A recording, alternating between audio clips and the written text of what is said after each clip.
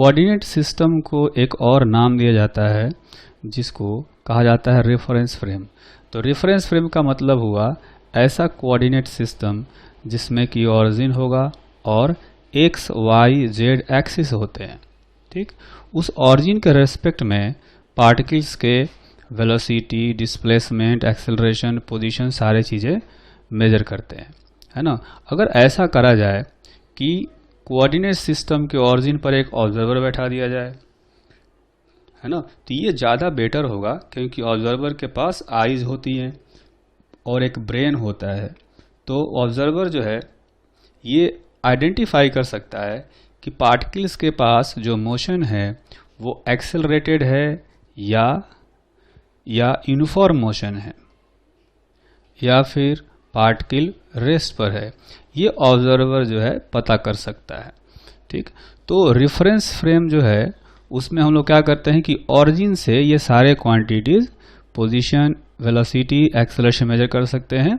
तो वैसे ही अगर वहाँ पर ऑब्जर्वर बैठा दिया जाए तो ये भी कहा जा सकता है कि ऑब्जर्वर के रेस्पेक्ट में ये तीनों क्वांटिटीज पोजीशन, वेलोसिटी, एक्सेलरेशन ये मेजर कर सकते हैं। ठीक है, तो ये जो रेफरेंस फ्रेम है या ऑब्जर्वर है ये कितने टाइप के होते हैं अभी हम लोग ये जानने की कोशिश करेंगे। तो एक टाइप होता है इसका जिसको कहा जाता है inertial reference frame, inertial reference frame और इनर्शियल ऑब्जर्वर।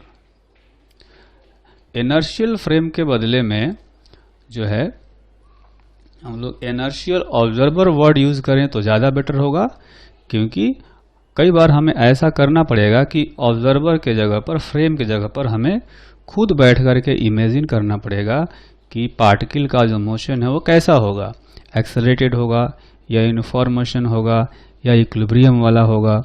ये चीज़ें हमें खुद डिसाइड करनी पड़ती है, जज करनी होती है। इसलिए रेफरेंस फ्रेम के बदले में हम लोग बार बार ऑब्जर्वर वर्ड यूज करेंगे, है ना। तो अब ये समझते हैं कि इनर्शियल फ्रेम या ऑब्जर्वर क्या होता है। ये ऐसा ऑब्जर्वर है, कह सकते हैं an observer which is either at rest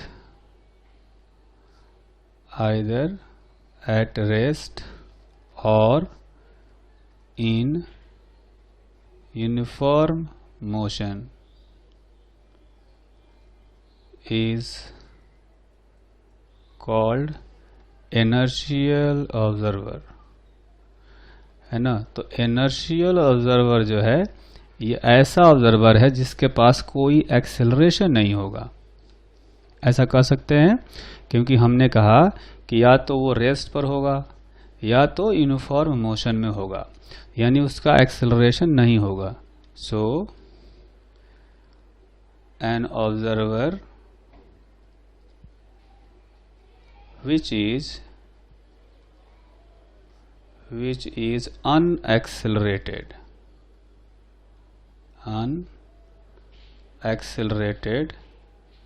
is called inertial observer। ठीक है, तो क्या ऐसा कोई ऑब्जर्वर है जिसको कहीं से भी देखा जाए तो वो रेस्ट पर दिखे या यूनिफॉर्म मोशन में दिखे, है ना। ऐसा कोई भी ऑब्जर्वर नहीं हो सकता, क्योंकि कोई भी ऑब्जेक्ट एब्सोल्यूट रेस्ट पर नहीं हो सकता। ठीक, तो इसका मतलब ये हुआ कि एक्चुअली में कोई भी इनर्शियल ऑब्जर्वर एग्जिस्ट नहीं कर सकता, लेकिन फॉर प्रैक्टिकल पर्पसेस हम लोग क्या करते हैं कि अर्थ को इनर्शियल फ्रेम या इनर्शियल ऑब्जर्वर एज्यूम कर लेते हैं, है ना। तो ये कहा जा सकता है इन प्रैक्टिकल लाइफ, और ये कहा जा सकता है कि in reality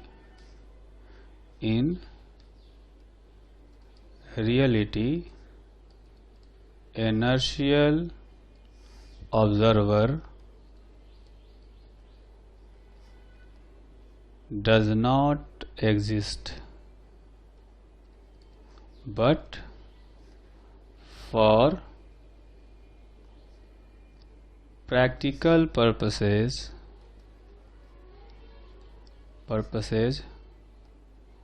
Earth is assumed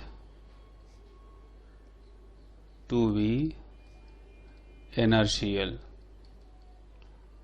है ना। तो ऐसा समझें कि हमें क्या करना होता है, अर्थ के ऊपर जो कार चल रहा हो, ट्रेन चल रहा हो, एरोप्लेन चल रहा हो, इनके मोशन को स्टडी करना होता है, अर्थ के रेस्पेक्ट में स्टडी करना होता है। और इसलिए हम लोग अर्थ को इनर्शियल मान लेते हैं। अर्थ भी इनर्शियल होता नहीं है, ठीक। तो एक तो ये हो गया, और अर्थ को इनर्शियल एज्यूम किया जाता है, इनर्शियल होता नहीं है, ये चीज़ ध्यान रखना है हमें। अच्छा, दूसरा चीज़ ये ध्यान रखना है कि इनर्शियल फ्रेम में न्यूटन्स लॉज वैलिड होते हैं,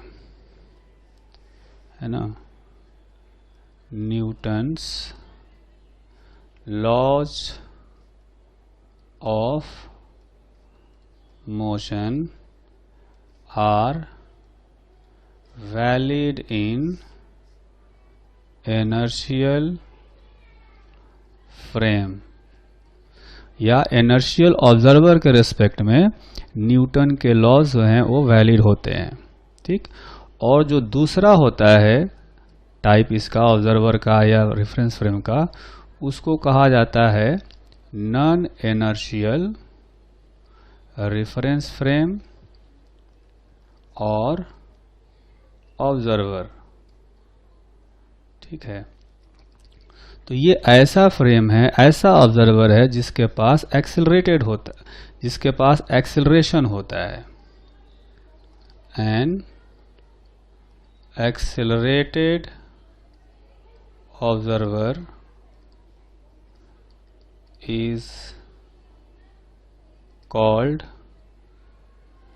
non-inertial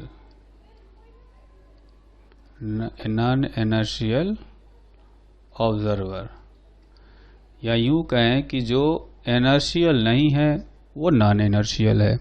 तो नॉन इनर्शियल के खूब सारे एग्जाम्पल्स हैं, एक्सेलरेटेड कार, एक्सेलरेटेड बस, जो भी एक्सेलरेटेड हो, हर चीज़ एक्चुअली में एक्सेलरेटेड है ना। तो इसके खूब सारे एग्जाम्पल्स हैं। अब न्यूटन्स लॉज जो हैं वो नॉन इनर्शियल फ्रेम में इनवैलिड हो जाते हैं। Newton's laws of motion are invalid in non inertial frame. अब नॉन इनर्शियल फ्रेम में न्यूटन्स लॉज इनवैलिड हो जाते हैं, इनर्शियल फ्रेम में ये वैलिड होते हैं, ठीक है। ऐसा क्यों होता है, कैसे होता है, इसको समझने के लिए हम लोग एक छोटा सा एग्जाम्पल समझते हैं। आप देखेंगे कि यहाँ पर हमने एक फिगर बनाया है, ठीक है। ये फिगर है at t is equal to 0। किसी इंस्टेंट पर हमने दो ऑब्जर्वर लिया, ये ऑब्जर्वर रेस्ट पर है और ये ऑब्जर्वर एक्सेलरेटेड है। तो जो रेस्ट पर है इसको हम लोग इनर्शियल ऑब्जर्वर कह सकते हैं, ये इनर्शियल ऑब्जर्वर है, और ये जो है ये नॉन इनर्शियल है, ठीक। अब रेस्ट पर जो है उससे x डिस्टेंस पर एक ब्लॉक रखा गया है, ये ब्लॉक भी रेस्ट पर है, मतलब ग्राउंड के रिस्पेक्ट में देखें तो ये ब्लॉक रेस्ट पर है, और इस ब्लॉक से y डिस्टेंस पर एक ऑब्जर्वर है जो नॉन इनर्शियल है, इसकी इनिशियल वेलोसिटी 0 है, t इज इक्वल टू 0 पर, लेकिन ये a एक्सेलरेशन से इधर जा रहा है, ठीक। अब किसी टाइम t पर क्या होगा, आप देखेंगे कि एट टाइम t पर जो कि ये ऑब्जर्वर रेस्ट पर है, टाइम t पर हमने ये फिगर बनाया है, ये जो ब्लॉक है ये भी रेस्ट पर है, तो इनके बीच का सेपरेशन x ज्यों का त्यों बना रहेगा, अभी भी सेपरेशन x रहेगा। लेकिन ये जो ऑब्जर्वर है ये कुछ डिस्टेंस ट्रेवल कर चुका होगा, है ना। कितना ट्रेवल किया होगा? Half AT²। इसका इनिशियल वेलोसिटी 0 है, तो UT plus half AT² formula से बता सकते हैं कि ये हाफ AT² डिस्टेंस ट्रेवल किया होगा। तो ब्लॉक से इसका जो डिस्टेंस है ये हो जाएगा y प्लस हाफ AT²। पहले y था, अब y प्लस हाफ AT² हो गया। ठीक। अब यहाँ पर हमें ये ध्यान देना होगा कि हर ऑब्जर्वर अपने आप को रेस्ट पर समझता है। ठीक है, हर ऑब्जर्वर अपने आप को रेस्ट पर समझता है और बाकी को ऑब्जर्व करता है कि बाकी का मोशन कैसा है, क्या यूनिफॉर्म है या रेस्ट पर है या एक्सेलरेटेड है। ठीक है, तो यहाँ पर अगर देखें तो ये जो ऑब्जर्वर है इनर्शियल वाला, ये इस ब्लॉक का जो स्टेट है को सही तरीके से एक्सप्लेन कर पाता है। कैसे एक्सप्लेन कर पाता है? कहता है कि इस ब्लॉक पर दो फोर्सेज लग रहे हैं। एक फोर्स लग रहा है नीचे की तरफ mg और एक फोर्स लग रहा है ऊपर की तरफ n, और n is equal to mg है। चूंकि नेट फोर्स 0 है इसलिए ये रेस्ट पर है ना। ये हो गया फॉर इनर्शियल फ्रेम। तो न्यूटन का फर्स्ट लॉ कहता है कि अगर किसी ऑब्जेक्ट पर नेट फोर्स 0 हो तो उसका स्टेट चेंज नहीं होता है, रेस्ट पर हो तो रेस्ट पर रहता है। तो ये वाला जो ऑब्जर्वर है ये एक्सप्लेन कर पाता है कि ये ब्लॉक पहले रेस्ट पर था और इस पर नेट फोर्स 0 है क्योंकि mg और n इक्वल है, और इसलिए ये यहाँ भी रेस्ट पर था, यहाँ भी रेस्ट पर ये बना हुआ है, इसका स्टेट चेंज नहीं हुआ। ठीक। लेकिन ये जो ऑब्जर्वर है ये एक्सप्लेन नहीं कर पाता है। ये देखता है कि अगर इस पर नेट फोर्स 0 है तो जो ब्लॉक रेस्ट पर था वो अचानक चलने लगा। इस ऑब्जर्वर को ये ब्लॉक पीछे चलता हुआ दिखाई देगा, है ना। और ये भी देख सकते हैं कि इसके बीच का सेपरेशन बदल रहा है। सेपरेशन पहले y था, अब y प्लस हाफ AT² हो गया। तो इस ऑब्जर्वर को ये ब्लॉक चलता हुआ दिखने लगा। तो यहाँ पर न्यूटन का फर्स्ट लॉ जो है वो फेल हो गया। न्यूटन का फर्स्ट लॉ कहता है कि जब तक कोई एक्सटर्नल फोर्स नहीं लगेगा तब तक जो है ऑब्जेक्ट का स्टेट चेंज नहीं होना चाहिए, है ना। जबकि यहाँ पर क्या हुआ, इस ब्लॉक पर लगने वाला कोई भी फोर्स चेंज नहीं हुआ है। पहले भी 0 था, अभी भी 0 है, लेकिन इस ऑब्जर्वर के रेस्पेक्ट में इसका स्टेट चेंज हो गया। जो रेस्ट पर था वो चलने लगा, इसलिए न्यूटन का फर्स्ट लॉ फेल हो गया। ठीक। लेकिन इस नॉन इनर्शियल फ्रेम में भी न्यूटन्स लॉ को वैलिड कराने का एक तरीका खोज लिया गया है। तरीका ऐसे खोजा गया कि उस ऑब्जेक्ट पर हम लोग एक फॉल्स फोर्स लगाते हैं। जैसे अपना ये जो ऑब्जर्वर है ये नॉन इनर्शियल ऑब्जर्वर है, ठीक है। तो ऐसा करते हैं कि इस ऑब्जर्वर का जो एक्सेलरेशन है इसके एक्सेलरेशन के अपोजिट डायरेक्शन में इस ब्लॉक पर एक फोर्स लगाते हैं, एक फॉल्स फोर्स लगाते हैं। वो होता है इस ब्लॉक का मास m और इस नॉन इनर्शियल ऑब्जर्वर का एक्सेलरेशन a। इस फॉल्स फोर्स को कहा जाता है स्यूडो फोर्स। ठीक है।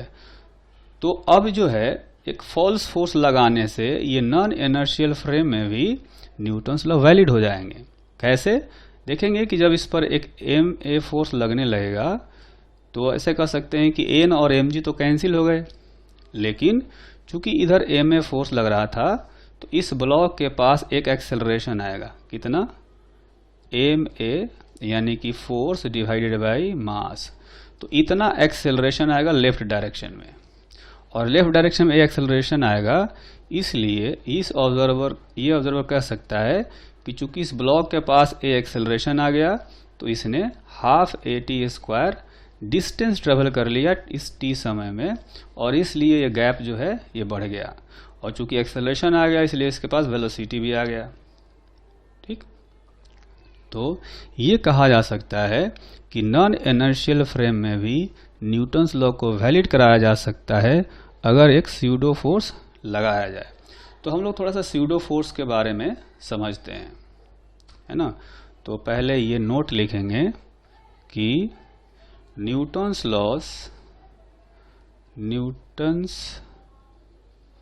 Laws of motion become valid in non-inertial frame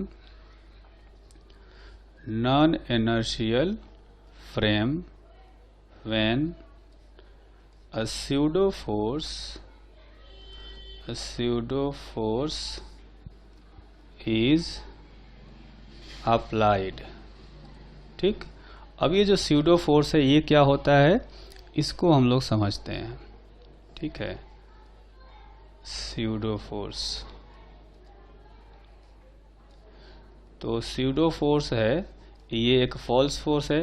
जैसा कि हमने देखा कि हमने अपने प्रॉब्लम को सोल्व करने के लिए नॉन इनर्शियल फ्रेम में लॉज ऑफ मोशन को वैलिड कराने के लिए एक फॉल्स फोर्स लगाया। एक्चुअली में ऐसा कोई फोर्स लग नहीं रहा था, तो ये कह सकते हैं it is a false force. ठीक, दूसरा point, it acts in the direction opposite to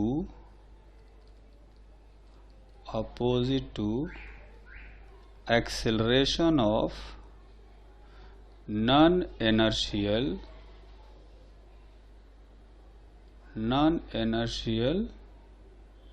observer. Non inertial observer का जो एक्सेलरेशन होगा उसके अपोजिट डायरेक्शन में लगाना है। आप देखेंगे कि एक्सेलरेशन इस ऑब्जर्वर का डायरेक्शन में था, जबकि हमने स्यूडो फोर्स लगाया है लेफ्ट ओवर डायरेक्शन में, इधर की तरफ लगाया है। ठीक, पॉइंट्स हो गए। थर्ड पॉइंट जो है वो इसका मैग्नीट्यूड बताता है, magnitude of pseudo force is equal to product of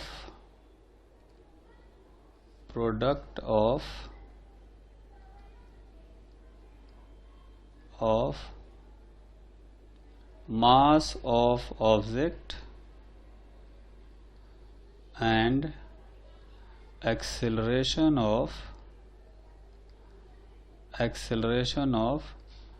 non-inertial observer. ठीक, फोर्थ पॉइंट है pseudo force acts only in non inertial frame.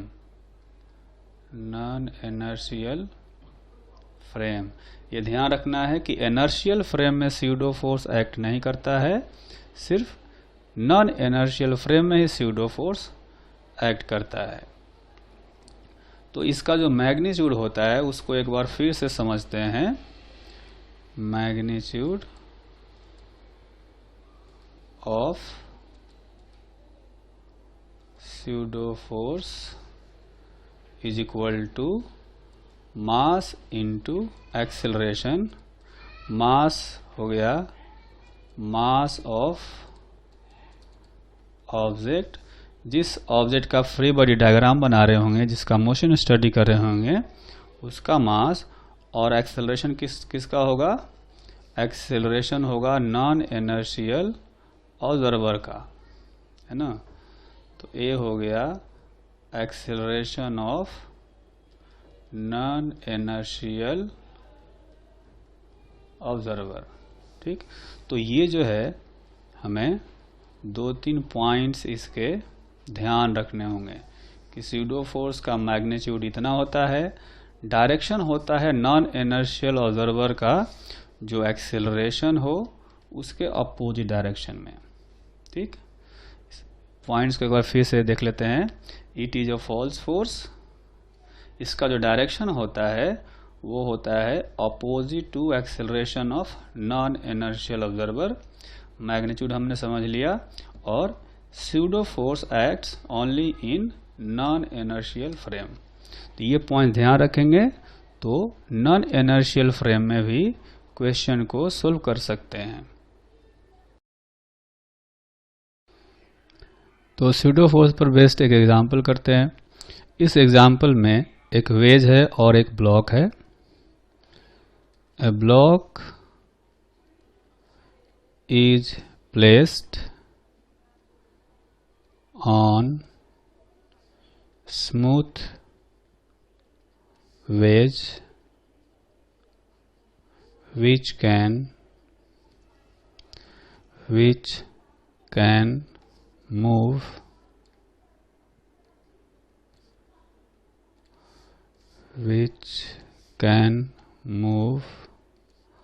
on smooth horizontal surface.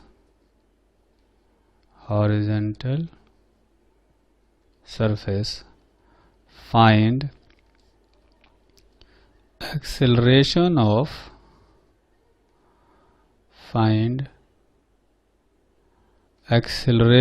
of wedge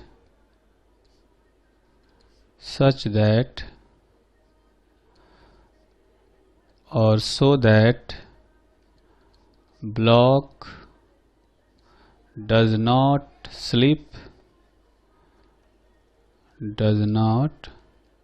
slip on wedge। ठीक, तो इस problem को हम लोग दो तरीके से सोल्व कर सकते हैं। एक तो ऐसा करेंगे कि इस वेज के रिस्पेक्ट में सोल्व कर सकते हैं, यानी वेज के ऊपर एक ऑब्जर्वर बैठा देंगे और एक ऑब्जर्वर जो है ये ग्राउंड पर बैठा देंगे। तो ये ग्राउंड पर बैठा ऑब्जर्वर है और ये वेज पर बैठा ऑब्जर्वर है। इस वेज का एक्सेलरेशन मान लेते हैं कि a है।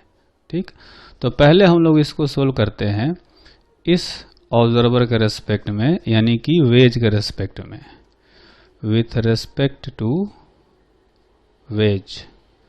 तो वेज के रेस्पेक्ट में फ्री बॉडी डायग्राम बनाएंगे तो वो सारे फोर्सेज इसमें लगते हैं जो ग्राउंड के रेस्पेक्ट में लगते हैं, बस एक एक्स्ट्रा फोर्स आता है स्यूडो फोर्स, क्योंकि ये जो ऑब्जर्वर है जो वेज पर बैठा है इसका भी एक्सेलरेशन ये होगा, तो ये नॉन इनर्शियल ऑब्जर्वर है ना।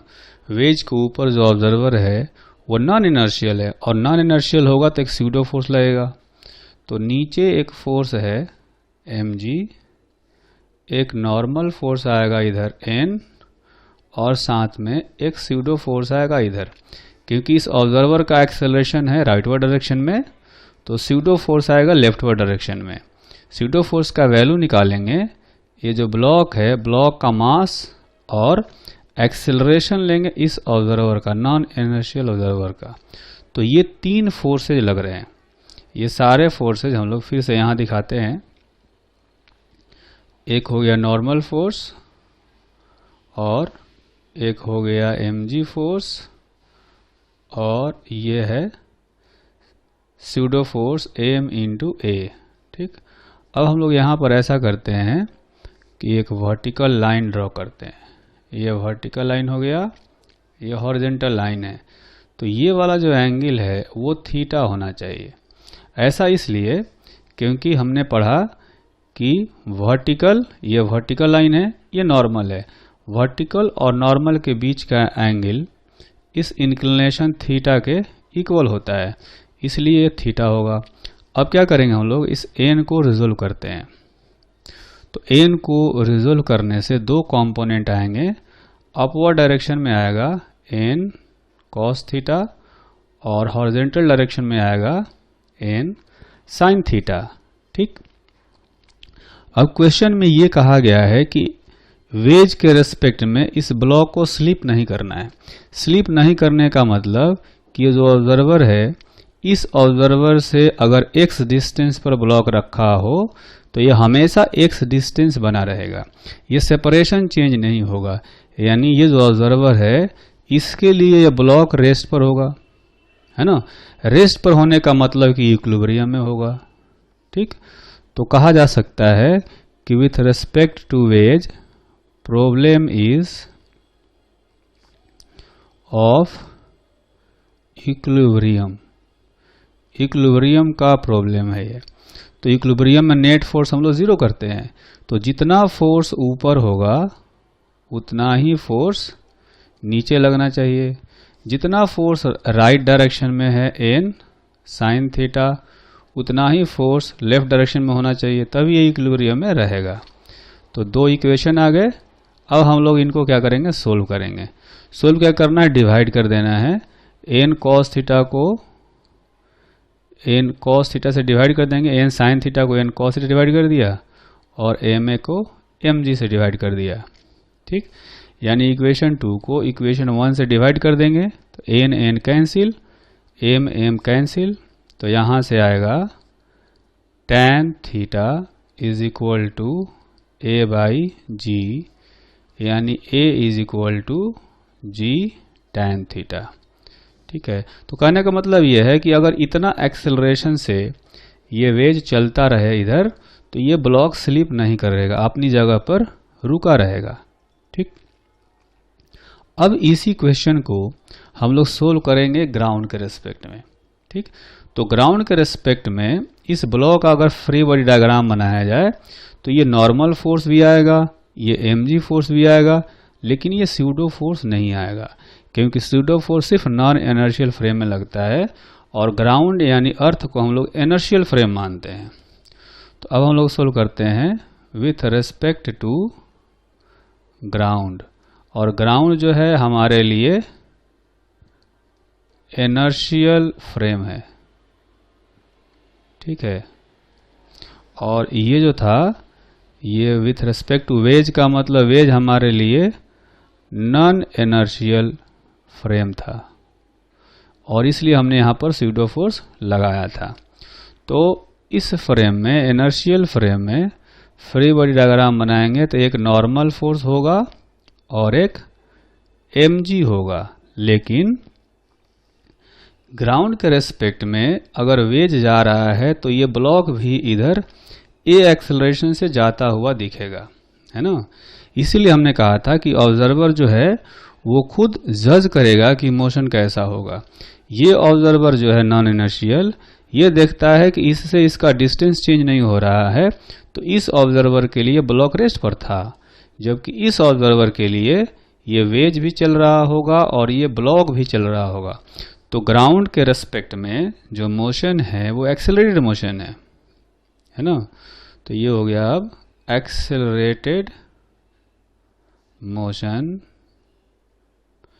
With respect to ground. तो एक्सेलरेटेड मोशन हो गया, एक्सेलरेशन किधर होगा, इस डायरेक्शन में होगा, ठीक। तो हम क्या करेंगे, सारे फोर्सेस को रिजोल्व करेंगे एक्सेलरेशन के पैरेलल और एक्सेलरेशन के परपेंडिकुलर, ठीक। तो ये वाला एंगल आएगा थीटा, वर्टिकल और नॉर्मल के बीच का एंगल। तो एन को रिजोल्व करते हैं, इधर आएगा एन साइन थीटा और ऊपर आएगा एन कॉस थीटा, ठीक। तो इसका इक्वेशन ऑफ मोशन लिखेंगे इस डायरेक्शन में। तो एन साइन थीटा फोर्स है एक्सेलरेशन की तरफ, अपोजिट डायरेक्शन में कोई फोर्स नहीं है, is equal to mass into acceleration. और वर्टिकल इक्विलिब्रियम है, ब्लॉक ऊपर नीचे नहीं चल रहा होगा, तो क्या करेंगे, ऊपर एन कॉस थीटा और नीचे mg, ये इक्वल होंगे। अब इन दोनों को भी सोल्व करना हो तो सोल्व कर सकते हैं, इनको डिवाइड कर देंगे, इस तरह से डिवाइड कर देंगे, एन कैंसिल एम कैंसिल। तो यहाँ से tan थीटा का वैल्यू आएगा a बाई जी, यानी a इज इक्वल टू फिर से g tan थीटा आ गया। तो अब देखेंगे कि जो आंसर है वो एक ही आया है, विथ रेस्पेक्ट टू वेज भी एक्सेलरेशन उतना ही आया है। मतलब विथ रेस्पेक्ट टू वेज अगर देखा जाए, विथ रेस्पेक्ट टू वेज हमने सोल्व किया तो भी एक्सेलरेशन जो आया वेज का जी टेन थीटा आया, और ग्राउंड के रेस्पेक्ट में प्रॉब्लम को सोल्व किया तो भी जी टेन थीटा आया। हालांकि दोनों ही एक्सेलरेशन जो है ये ग्राउंड के रेस्पेक्ट में है। ये जो ए का वैल्यू हमने निकाला है ये ग्राउंड के रेस्पेक्ट में है, एक्सेलरेशन ए। ठीक,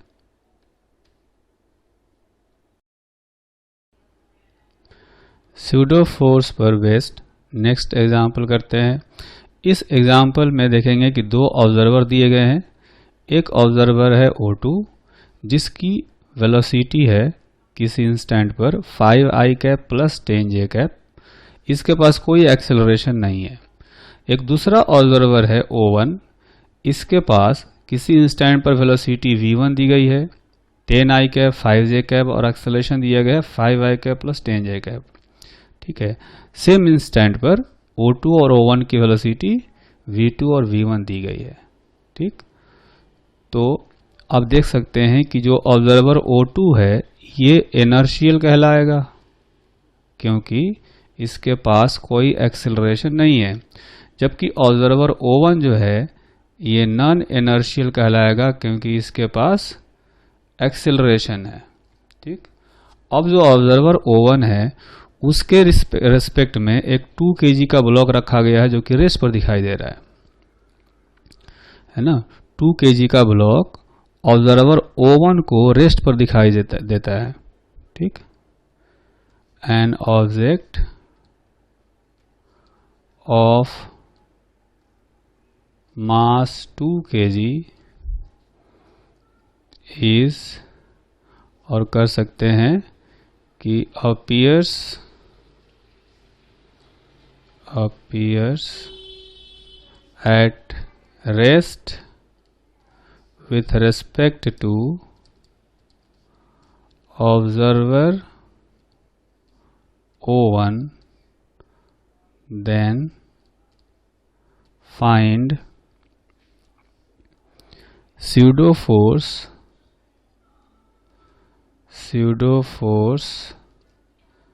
acting on the object which observer is responsible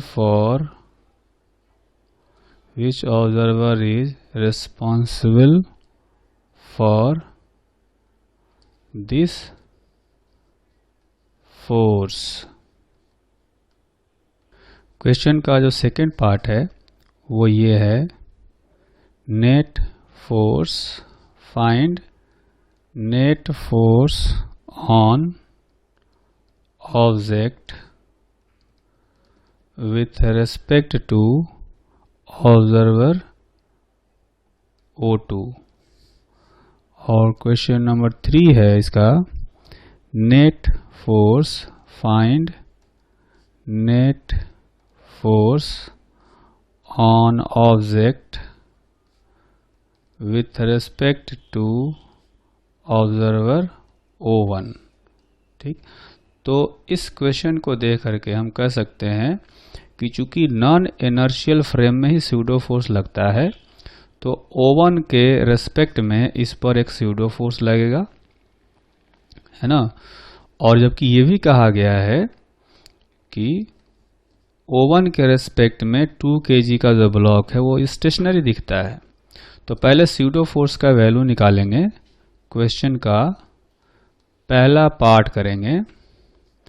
तो जो क्वेश्चन का पहला पार्ट होता है उसमें हम लोग निकालते हैं स्यूडो फोर्स, ये होता है मास into acceleration of non inertial observer, और आगे एक माइनस साइन होना चाहिए क्योंकि हमें पता है कि जो नॉन इनर्शियल ऑब्जर्वर का एक्सेलरेशन होता है उसका अपोजिट डायरेक्शन में स्यूडो फोर्स लगता है ना। तो यहाँ पर ये नॉन इनर्शियल ऑब्जर्वर है, इसका एक्सेलरेशन है a1, तो मास of object into acceleration of non inertial observer, ये होता है स्यूडो फोर्स। तो am जो है वो है 2 kg और माइनस a1 का वैल्यू दिया गया है 5i cap 10j cap, minus यहाँ रखेंगे तो आएगा -5i कैप -10j कैप। तो स्यूडो फोर्स हो जाएगा -10i कैप -20j कैप। ये हो गया स्यूडो फोर्स। ठीक, और ये कह सकते हैं कि with respect to observer O2, है ना, O2 के रेस्पेक्ट में ही ये स्यूडो फोर्स लगेगा, क्योंकि O2 जो है वो नॉन इनर्शियल ऑब्जर्वर है। इसके बाद आते हैं क्वेश्चन नंबर 2 में। तो 2 में देखा गया है, पहले हम बात करते हैं फ्रेम O1 के रेस्पेक्ट में या ऑब्जर्वर O1 के रेस्पेक्ट में। क्वेश्चन में दिया गया है कि O1 के रेस्पेक्ट में जो मास है, जो ऑब्जेक्ट है, वो रेस्ट पर दिखाई देता है ना। An object of mass 2 kg appears at rest with respect to observer O1। तो ये जो नॉन इनर्शियल ऑब्जर्वर है, इसके रेस्पेक्ट में ये रेस्ट पर दिखाई देता है। इसका मतलब ये हुआ कि इस पर एक फोर्स कोई लग रहा होगा F, और एक स्यूडो फोर्स भी लगेगा। इन दोनों का सम 0 होगा तभी ये रेस्ट पर दिखाई दे सकता है ना। इक्विलिब्रियम में तभी हो सकता है जब नेट फोर्स 0 हो, है ना। तो यहाँ से ये प्रूफ हुआ कि जो F है वो हो जाएगा -नेगेटिव ऑफ स्यूडो फोर्स के इक्वल। स्यूडो फोर्स का वैल्यू यहाँ से रखेंगे तो ये आएगा 10i कैप +20j कैप। तो ये जो F फोर्स आया, ये फोर्स एक्चुअली में ग्राउंड के फ्रेम में भी लगेगा, है ना। इनर्शियल फ्रेम में और नॉन इनर्शियल फ्रेम में जब फ्री बॉडी डायग्राम बनाते हैं तो सिर्फ एक ही फोर्स का फर्क होता है, स्यूडो फोर्स का, और बाकी सारे फोर्सेस दोनों में ही लगते हैं। तो इसमें से ये हमने जो डायग्राम बनाया है, ये जो इक्वेशन लिखा है, ये नॉन इनर्शियल फ्रेम में लिखा है। तो नॉन इनर्शियल फ्रेम में नेट फोर्स तो 0 है, इसमें एक स्यूडो फोर्स है, तो दूसरा जो फोर्स है F, ये ग्राउंड के रेस्पेक्ट में भी लगेगा, है ना। ये फोर्स सिर्फ नॉन इनर्शियल में लगेगा, ये फोर्स दोनों में ही लगेगा। तो नॉन इनर्शियल में भी लगेगा, इनर्शियल में भी लगेगा। तो इस क्वेश्चन में पूछा गया है, क्वेश्चन 2 में, force with respect to O2। O2 जो है वो इनर्शियल है, तो इसके रेस्पेक्ट में कम से कम एक फोर्स ये तो जरूर लगेगा। इसलिए ये फोर्स जो है F जो है, इतना force 10i cap +20j cap, यही फोर्स जो है वो फ्रेम O2 में, फ्रेम O2 के रेस्पेक्ट में ऑब्जेक्ट पर लगेगा। तो ये आंसर हो गया इस पार्ट का। इसके बाद जो थर्ड है, थर्ड में कहा गया net force on object with respect to O1। तो यहाँ उसका आंसर तो यहीं पर हमने कर लिया है। O1 क्या है, नॉन इनर्शियल फ्रेम है, और ये कहा है कि उसके रेस्पेक्ट में जो ऑब्जेक्ट है वो रेस्ट पर है। रेस्ट पर होने का मतलब कि नेट फोर्स 0 होगा। तो इसमें लिख सकते हैं, यहाँ पर डायरेक्ट लिख देते हैं कि नेट फोर्स 0 होगा, है ना। 0 फोर्स कैसे, एक तो एक्सटर्नल फोर्स था F और एक स्यूडो फोर्स था, दोनों मिलाकर के 0 होना चाहिए।